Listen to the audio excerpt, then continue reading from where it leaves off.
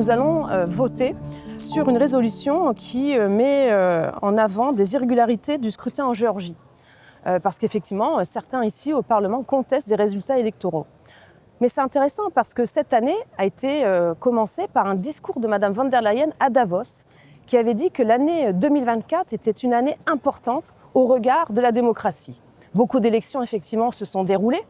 On l'a vu tout au long de l'année, que ce soit en Autriche, encore il y a peu de temps, et je les félicite de ce bon résultat, où notre parti a encore été en tête. On l'a vu aux États-Unis avec Donald Trump, on l'a vu en Géorgie, et on l'a vu aussi la semaine dernière en Roumanie, où un candidat qui n'était pas dans le viseur des sondeurs est donc sorti du lot. Et donc c'est un candidat qui défend des idées de souveraineté, des idées nationalistes, et aussi remis en question par certains députés ici qui pourtant prônent la démocratie, puisqu'ils le rappellent tout le temps que nous sommes dans la maison de démocratie.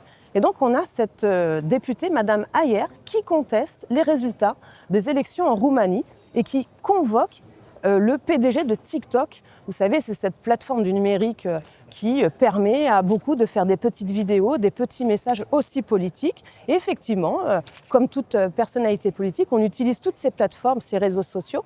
Et effectivement, ce candidat utilisait TikTok. Et cela n'a pas plu à certains ici qui pourtant prônent la démocratie, prônent la liberté d'expression.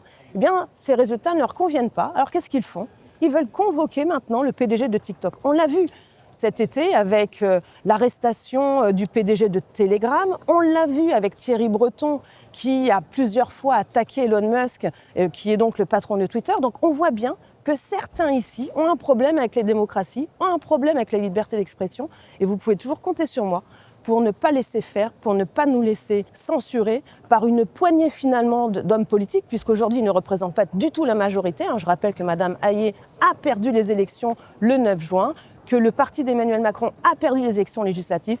Donc qu'ils laissent un petit peu les autres faire leur travail. S'ils sont élus et s'ils sont soutenus par la population, c'est parce qu'ils défendent un programme sensé et il faut aussi donc les soutenir et surtout défendre notre liberté d'expression.